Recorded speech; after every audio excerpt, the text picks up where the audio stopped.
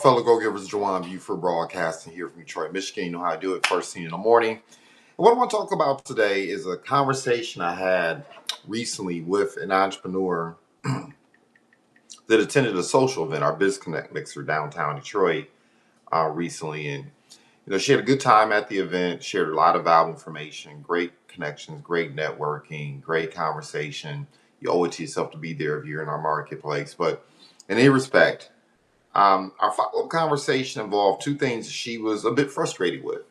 She works in the financial services industry, and what she shared with me is that when she has the opportunity to present the value prop, once she has the opportunity to actually share what is it she does for a living, that more often than not, a good outcome transpires, right? The person is in agreement that is a value, and she has a high percentage or likelihood that people will actually conduct business with her. But her challenge was getting the appointment scheduled in the first place, right? So she shared with me how she would meet people.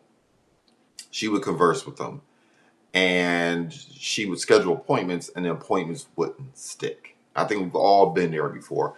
And look, I make it clear to individuals, I am not the best that's out there. I'm not, we talk about the top of the food chain, right? The very best of the best. But I'm also pretty good at what I do too, right? And, this is the other thing too I would share. And this is what I wish I would have shared with her in the midst of the conversation. But I've been thinking about this. Because you'll go online and you'll hear these gurus and these individuals talking about how they close at 90% tick, or that when they meet people, 90% or 100% of their appointments tick. Let me tell you right now, that's a lie. Okay. Anyone who's been in sales, anyone who's been in client services, anyone who's been in sales, management, business development, whatever the case may be. Okay. I don't care if you're selling used toothpicks. No one closes at 90%. Nobody closes at 100%. No one has 100% appointment schedule. Look, people who claim that, trust me, they've qualified those individuals 4, 5, 6 times over. Yeah, if I counted everyone who filled out my survey to have a qualifying survey, majority of people fill out that survey, schedule an appointment. So if I just counted those individuals, and you're right, 100% of the people that I engage with schedule appointments, because you're not going to go through that survey and not schedule an appointment. And more than likely, you're not going to complete that survey and not end up doing business with me, right? So oftentimes people are comparing themselves to other people's performance and looking down on themselves because they may not be able to emulate those results. But just know there's a lot of game being ran out there. The bottom line is this. If you can get 30% of individuals that you engage to schedule an appointment, if you get 30% of the individuals that you engage who say yes to your value prop, trust me, you are an all-star. You are doing well. Now, can you get better at the game? Sure. Are there ways in which you could qualify individuals so you tend to sit down and spend time with and you end up talking to people who are more likely to be ideal clients or interested in what you're doing? Sure. Okay. But trust me, if you're closing at 30%, I don't care what it is you're marketing. It could be used cars. It can be chewed up bubble gum. It doesn't matter. You are doing very well. Okay. And that includes financial service industry, real estate, et cetera, et cetera, et cetera. Okay. Trust me, talk to someone who's crushing it, who's willing to really be real, pull back the curtain and show you this is how I make the sausage. And they will tell you they will be very, very, very glad and happy if 30% of people who looked at content or tool or anything said yes, right? They would quadruple, 10x their income. Anyway, enough of that. So this is what I shared with her. I said, look, if you're struggling with getting appointments to stick, and there's a second part of this conversation, right? If you're also struggling with acquiring referrals, what I shared with her was two things. The first thing is you have to learn how to anchor people. Now, what does that mean? So when I'm having conversations with individuals, when I'm talking to them, and I'm initially introducing my value prop, right? I'm not selling people. People ask, what is it I do? I may ask them, look, how important is it that you acquire capital for your business, right? Before I share with you my laundry list of the things that I do, if you don't mind me inquiring, what's most important to you right now, right? I'll ask those questions. I'll turn the conversation around because I'm not going to spend 15, 20 minutes. People don't make buying decisions on an initial conversation, whether it be over the phone, via Zoom, or we meet them at the coffee shop or at the grocery store anyway. At least most smart business owners and entrepreneurs want to have time to either consult, vet, et cetera, et cetera, et cetera. So I'll turn the question around and I'm asking, what's most important to you right now? Is it having a sales process? Are you in a situation where you finally decide you need to get your estate plan done and acquire a trust or a will? Are you in a situation where you're getting ready to hire employees and you're concerned? Because we know sometimes not only do you need to protect your business and the public, but the people you work with. Maybe you're just getting started and you're trying to figure out LLC, S Corp, C Corp, L3C, whatever the case may be, right? I'm going to ask those questions. Now, why am I asking those questions? Because I'm trying to ascertain whether or not it's a priority, right? I'm going to try to ascertain whether or not it's a priority for them because people make time for the things that are really important to them. And so if I'm in the midst of conversing with someone about their business and their challenges and what it is they're taking aim at and, what do they want to see happen over the course of the next year or so, I may ask the question, look, if I could show you a way to address that issue, or if there was a company that provided a solution to that, where they would help you become more capital ready, right? Structure your business properly so before you approach the bank, micro lender, hard money lender, and private investor, there's a strong likelihood that you receive funding. If I could show you a way to address that, if I could show you a way, oh, you've been a victim of cybersecurity issues recently, I have too. Amazing. If I could show you a way to resolve that, would that be important to you? You said that you had a real estate transaction go south, or you're in a situation where you signed a bad contract, whatever the case may be, whatever the challenge they're having, and you're getting ready to lease a building, or you're leasing a building, right? If I could help you resolve that, how important to you is that? On a scale of 1 through 5, 1 being it's not a high priority, you just talking about it, but you're all good. 5 being you need to get this addressed sooner rather than later. I'm going to anchor the conversation somehow and what's important to them. And if I can do that, and I can say, well, look, how about we have a follow-up conversation, right? Because most people don't make decisions based on just a random conversation. I love the opportunity to share with you specifically how we can meet that particular need, solve that particular problem, and do so in a way that makes sense for you financially and otherwise. Is that something that you'd be interested in? Is that important to you? They say yes, great. Now I'm scheduling the appointment. Now you can get on my calendar. And I may still send you my survey, even after that discussion, right?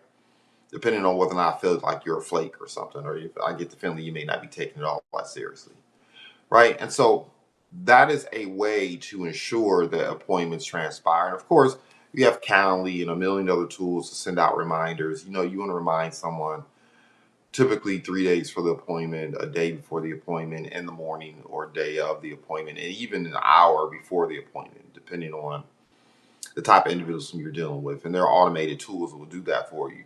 But that's the first thing you want to do. You want to anchor people in their priorities. You want people to actually articulate, this is important to me. You cannot assume.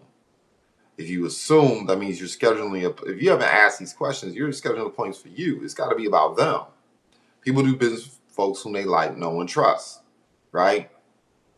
And if you're asking questions of business owners, if you are being inquisitive, if you actually demonstrate that you care, they're going to like you. Now, they may not feel like they know you or trust you yet, but at the very least, they're going to like you. Maybe they feel like they know you a little bit, right? Now, look, next step, right? Because this is where things can get a little bit muddy in terms of your referral game, right? So you have the appointment. The next question or concern she had was, look, I meet with people and I have a hard time getting referrals. So my business is growing at a snail's pace as a result, right? And some of us are out here on a beer budget. It is what it is. None of us have a champagne budget. None of us can have the means to be able to pay someone $300 to $500 to $2,000 to $5,000 per month to help us get the word out about our business. So look, the quickest route to a destination is straight line. Ask for referrals. Well, once again, this is something that I'm a huge, huge, huge advocate of, and that's anchoring people in your value prop, whether they buy from you or not, right? I want to communicate my value prop in a way that says, look, I'm here to help you. I'm not here to sell you. I'm here to solve your problem. But while I'm communicating my value prop, I'm going to be asking questions in the midst of my presentation, conversation, however you go about it. And some of the questions I'll ask is, hey, do you know other? So if I share something with someone, they say, yeah, that makes sense. I'll say, don't you? I mean, we all can think of other people can benefit from that too as well, right? Chances are they're going to say, yeah. I share something else that I provide, right, in the midst of my presentation, right? And don't you know of other people who dealt with the same thing? We've all been in situations where you acquire a product or a service and it doesn't meet expectations. You call customer care and you find out they don't care. We've all been in situations where we've had consternation about producing paperwork, right? When we're looking to secure a grant or secure a loan or credit or financing, right? Especially when it's a first go around. We've all been there before. And wouldn't it be nice to be able to have access to resources to help you navigate those waters effectively? I mean, can't you think of other entrepreneurs and business owners could benefit from that? Well, it just makes sense, right? Wouldn't it make sense to be able to create predictable income, right? Actually have a sales management process in place. So you're not wondering week to week, month to month, year to year, what your revenues are going to be. Wouldn't it be nice to know what your RGAs or KPIs are and have a systemic process of duplicating those efforts day in and day out so your income comes? Wouldn't that give you a wonderful feeling of security and success? And look, I think we all can agree other people would benefit from that as well, right? I'm asking those questions and I'm looking for agreement because I'm anchoring them in what? In my value prop. Whether they decide to do business with me or not, okay. But what I'm also acutely aware of is everyone that I'm sitting across from knows at least 100 people that I don't know. And some of those people may be my ideal clients as well. And I can spend thousands of dollars attracting those individuals to me, or I can give a presentation. I can conduct myself in such a manner where a person likes, knows, and trusts me. And if your value prop is being communicated in a way where a person really feels like, once again, you're there to solve their problems, if you can't tell, I take more of a conversational approach and I look to acquire agreement throughout my presentation. Then the person is going to begin to trust you and they're going to feel like they know you because you're talking in such a way where you're communicating that you can identify with the problems they're dealing with. You know, I guess that's the one advantage I have, and this is something I would share with people. Be a product of your product. Part of the reason why people feel like they know me is I'm a product of a product. I'm out here solving problems I've either overcome or had to overcome myself. And then I've been able to help other people turn around and do the exact same thing. So if I'm having a conversation about a particular challenge, I've already traversed that ground already. And I can speak not just from an academic perspective like a guru, but I can actually say, I'm a guru. I've done this and I've helped other people do this. And look, let me help you do it too. Right.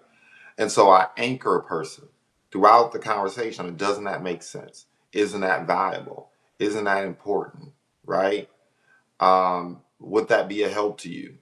Right. And indirectly, what I'm also asking is, do you know other people could benefit? Right. I'm conversing with people. I mean, wouldn't your niece benefit from that? Wouldn't your son benefit from that? Wouldn't your mom, your dad? I'm having that conversation while I'm communicating the value prop. So I'm anchoring them in number one, that what I'm sharing is valuable because people aren't going to refer people to things that aren't valuable unless, they have some type of, where I'm going with that, right? And people tend to refer folks to people they like, know, and trust. And here's something that I also shared. Let's say you ask someone, like, who do you know that you want to help? Who do you know that's a business owner? These are the referrals I ask for, right? Without getting too granular today, because I don't have time. But who do you know that is looking, right? Tired of check to check, tired of being in a situation where they don't know whether or not they're going to be able to take care of their kitchen table matters because of AI, whatever the case may be. Who do you know is not afraid of work? Who do you know has a heartbeat to help people and not scared of money, right? I'm asking for the referrals. I ask for the things that I want. So this is something else I'll share. I'll say, look, let's say you refer Sarah or you refer Jessica or you refer Regina to me, whatever the case may be. I will share exactly what my approach is going to be. I'll say, look, I'm going to call up Regina and I'm going to say, look, Regina, I was referred to you by Selena. You and I may not know each other, but she spoke very highly of you. I shared information to her about we've been able to help people do A, B, C, and D. and she thought you could benefit. I asked her, who are the serious, smart people who are really committed to leveling up in life and improving their station, improving their business, and being able to do more for their family and community? And she said that was you. Now I'm going to press pause the majority of the time and just let that sink in, because there's a book out there by Dale Carnegie, right? How to Win Friends and Influence People. And they talk about flattery being one of the most effective means to break the ice with individuals. And you don't want to be over the top. You don't want to lie, right? You don't want to go on some tirade that you know the person is looking at you sideways. But a little bit of flattery goes a long way in the beginning. So that's what I'm going to share with them. I'm flattering them to say, this is what the person said about you. And I'm going to just give a pause for like 0.5 seconds, just to let it sit in, right? And then I'm going to say, look, and this is what I'm going to share with Selena. This is what I'm going to say to the person you referred me to. I'm going to say, look, I'm not here to sell you anything. You and I both know smart people don't make decisions based on a random phone call out the blue. But what I would like an opportunity to do is share with you what it is I share with Selena. And it may or may not be for you. It's okay. But it'd be worth 15 minutes of your time to listen and learn, right? That's my script. And I will share with the person I'm asking for referrals from, I will share my script with them. I'll tell them this is exactly what I'm going to say.